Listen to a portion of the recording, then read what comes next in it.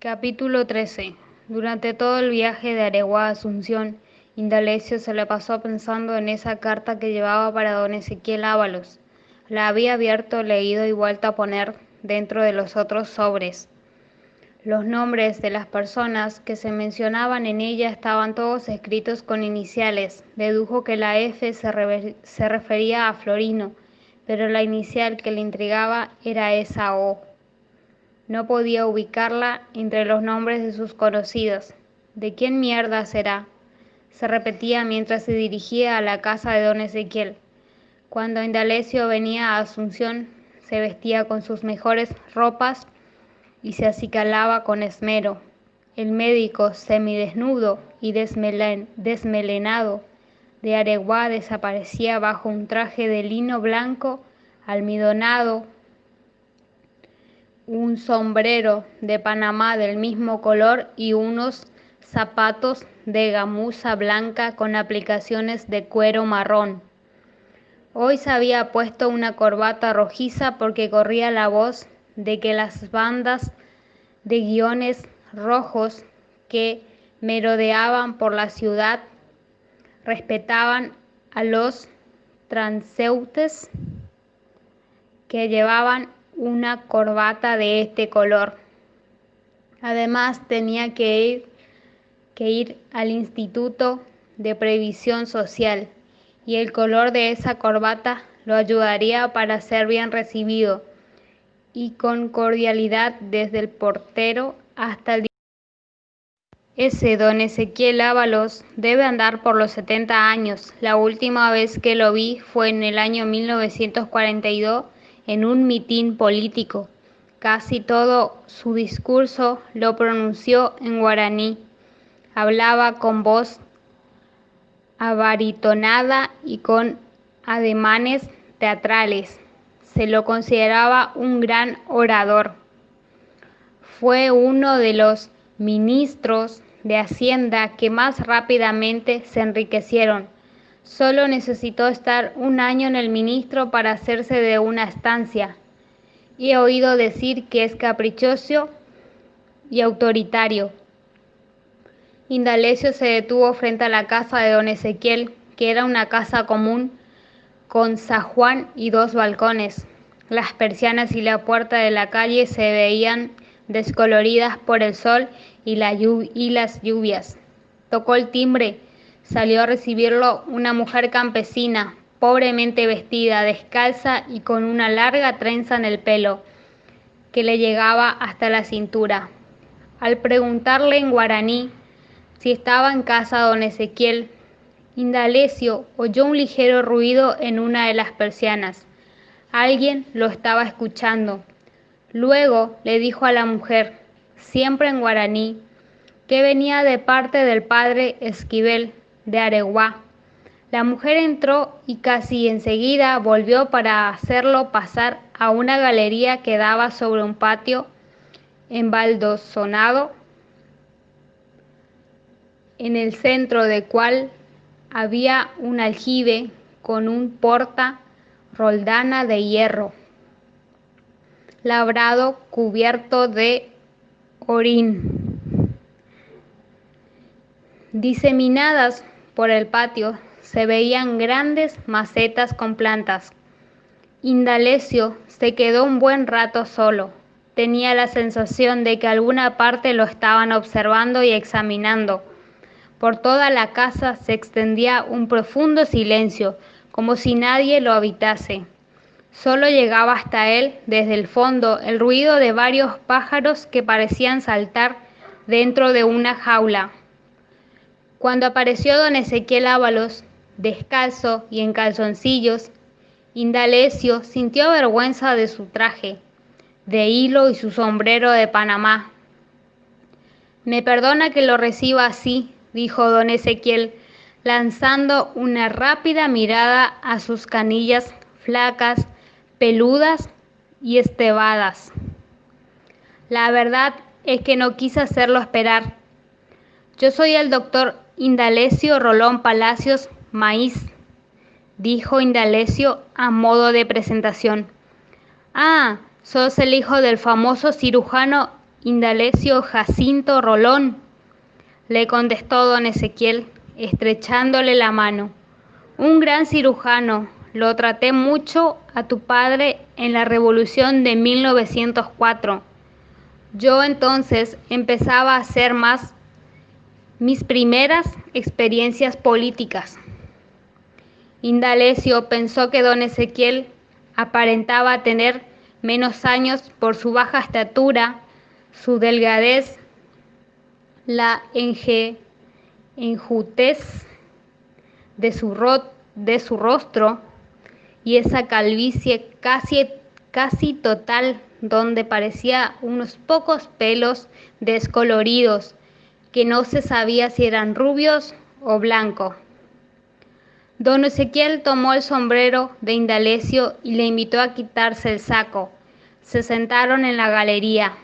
Le traigo esta carta del padre Esquivel, dijo Indalecio a tiempo que sacaba la carta del bolsillo del pantalón y se la entregaba. Don Ezequiel rasgó el sobre, leyó rápidamente la carta y dijo: Pobre Rigoberto Molina, esto que me cuenta Ruperto no es una novedad. Ya me enteré de su muerte el mismo día que lo asesinaron. Era un muchacho de gran carácter y tenía un brillante porvenir político. Lástima que era comunista, pero todos estos estudiantes izquierdistas, con los años y unos pesos en el bolsillo, cambian y se vuelven derechistas fanáticos. Me dice Ruperto que lo enterraron en el cementerio de Areguá, cristianamente. ¿Estuviste en el entierro? No, la policía prohibió todo acompañamiento. No quería que hubiese reunión de gente, pero yo hice el informe médico.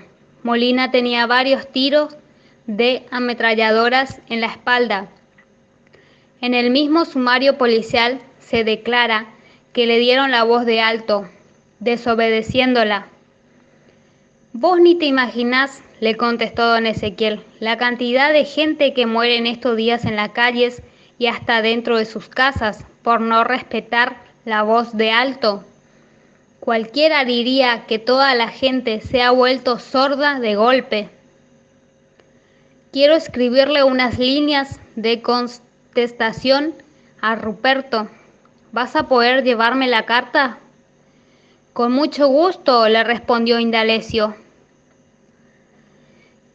Y, titubeando unos segundos, incitado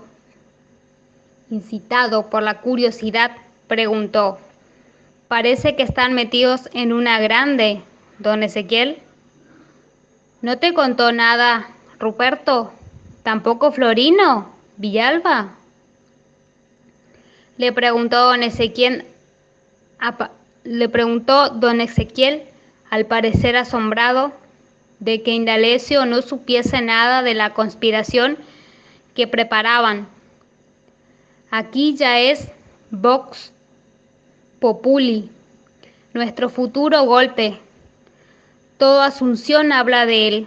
La vez pasada leí en un diario el comentario de un corresponsal sobre la política en Bolivia, diciendo que era el único país en que los complots se preparaban públicamente. Se ve que ese periodista no conoce el Paraguay.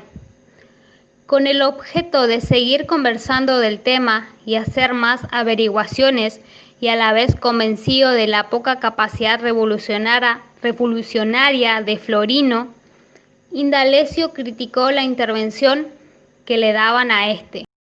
Yo no comprendo, don Ezequiel, cómo existiendo en Areguá personas con mejores condiciones para una acción revolucionaria, eligen a Florino Villalba, que es un tipo flojo y vencido. El mismo Ruperto no creo que le sea muy útil. Don Ezequiel no era del parecer de Indalecio con respecto a Ruperto. En cambio, estaba de acuerdo sobre la falta de condiciones políticas personales de Florino, pero se le había dado intervención por razones muy especiales y que no hubo manera de evitar. Aquí está el misterio de ese nombre que comienza con O y que debe llegar a Areguá, pensó Indalecio. ¿Quién será? ¡Qué calor hace aquí en Asunción!, exclamó de pronto Indalecio, dando un bufido al par que se desnudaba, a costumbre de andar casi desnudo en Areguá, y la ropa de calle me da mucho calor. Don Ezequiel le ofreció un vaso de agua fresca, pero le advirtió que la refrescaba en un cántaro, porque la ladera la tenía descompuesta. ¿La saca del aljibe?, le preguntó Indalecio, señalando al aljibe en medio del patio. Don Ezequiel se echó a reír. Su pequeño y pálido vientre, que le sobresalía por encima de los calzoncillos, tuvo una ligera vibración por efecto de la risa, una risita asmática, entrecortada. Acompáñame, te voy a mostrar para qué sirve ese aljibe desde hace muchos años. Se levantó y juntos fueron hasta el aljibe, cuya boca estaba cubierta con una tapa de hierro, con numerosos agujeritos que servían de respiraderos.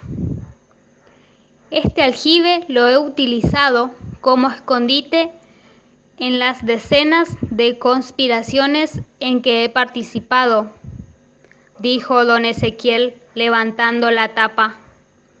Mete la cabeza, y tomando a Indalecio de la cabeza hizo que la inclinase sobre el brocal. Se ve el fondo oscuro, pero hacia aquel lado hay una entrante profunda, donde uno se puede ocultar y que no se alcanza a ver desde arriba.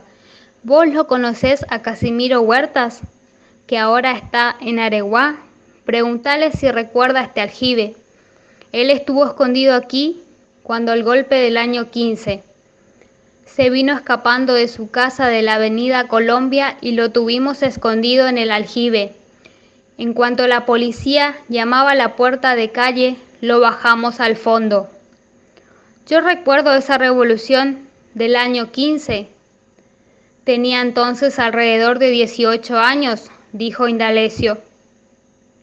Esa revolución fracasó por culpa del coronel Evaristo Sayas y del doctor Germán Miranda, que resultó un traidor. Aquí la mayoría de los golpes y conspiraciones se frustran por los delatores y vendidos. Es más fácil preparar un golpe de Estado en Norteamérica que aquí. Yo te puedo asegurar lo que te digo porque no me he pasado la vida conspirando. Y luego añadió riendo, la única conspiración de la que podés estar seguro que no te van a traicionar es la que haces solo. No tanto, don Ezequiel, respondió Indalecio riendo a su vez. A lo mejor le pasan al conspirador solitario unos pesos por las narices y se da vuelta solo. Don Ezequiel fue adentro a buscar un vaso de agua e Indalecio volvió a sentarse. Mientras te bebes el agua, voy a ponerle 4 líneas a Ruperto, dijo don Ezequiel. Escribía la carta. Indalecio quedó solo en la galería, con la vista fija en el aljibe. No hacía sino cavilar sobre quién podía ser esa persona cuyo nombre comenzaba con O. Se le había vuelto una especie de acertijo esa inicial misteriosa.